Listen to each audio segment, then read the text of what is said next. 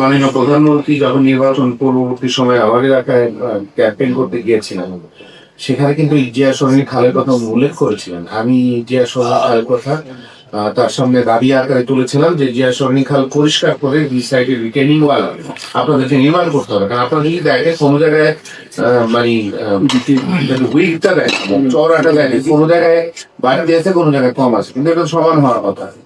আপনারা যে পর্যন্ত রিটেনিং ওয়াল না করে দিলেন এবং রিটেনিং ওয়ালের পাশে সাইড ওয়াল যদি করে দেন, তাহলে কিন্তু ওই এলাকার পাবলিক হাঁটাচলা করতে হবে, যেটা আমার মূল দাবি ছিল আমাদের মাননীয় প্রধানমন্ত্রীর কাছে, এবং উনি সেখানে উল্লেখ করে এসেছিলেন যে এটা উনি ব্যবস্থা নেবেন। আর্মিরা যখন খাল পরিষ্কার করেছেন, জিয়া সরণি খাল অর্ধেক পরিষ্কার হয়েছে, বাকি অর্ধেক যেটা ওই যে 20 ফুট ব্রিজ শ্যামপুর খাল পর্যন্ত গিয়ে কিন্তু সেটা এখনো পরিষ্কার হয়নি। আরেকটা বিষয় যেটা আপনাদের আমলে নিতে হবে, যে আমাদের এই এলাকার পানি, আমাদের কিন্তু পাশেই বুড়িগঙ্গা নদী, যেটা ভাই একটু মাহবুবা একটু আগে বলছিলেন যে এটা যদি আমরা সঠিকভাবে কানেক্ট করতে পারি তাহলে বুড়িগঙ্গা নদীতে অতি অল্প সময় পানিটা কিন্তু নিষ্কাশন হয়। কিন্তু আমাদের এটা নারায়ণগঞ্জ হয়ে সিমরাই হয়ে ওইখানে যেতে হচ্ছে। তো সেই ক্ষেত্রে নারায়ণগঞ্জের উপর নির্ভরশীল হতে হচ্ছে আমাদের দক্ষিণ সিটি কর্পোরেশন।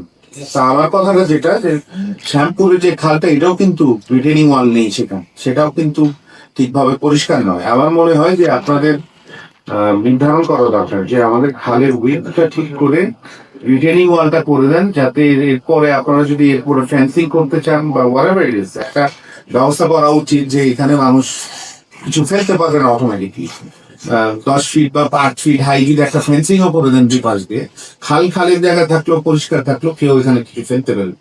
আর আরেকটা বিষয় হচ্ছে সিটি কর্পোরেশন এবং জিএপি দুজনকে সোচ্চার থাকতে হবে। মানে আমি আমার এলাকাটা বলতে পারবো আমি, যে যে ফুটপাতে যে হকাররা বসে, এখানে কোনো পলিটিক্যাল কোনো অ্যাফিলিয়েশন থাকবে না। সেটা ঢাকা 4-এর জন্য আমি আপনাদেরকে কথা দিচ্ছি।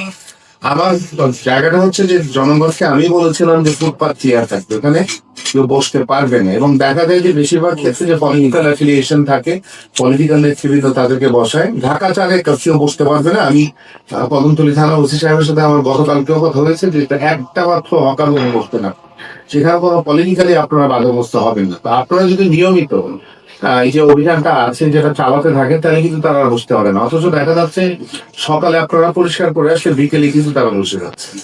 তো এখানে আমার মনে হয় যে খালটাকে পরিষ্কার রাখার ক্ষেত্র একটা, আরেকটা হচ্ছে এলাকার মানুষের চলাচলের সুবিধাটা হয় যদি হকাররা এইসব জায়গাগুলিতে না বসে, সেখানে আমার সহযোগিতা থাকবে।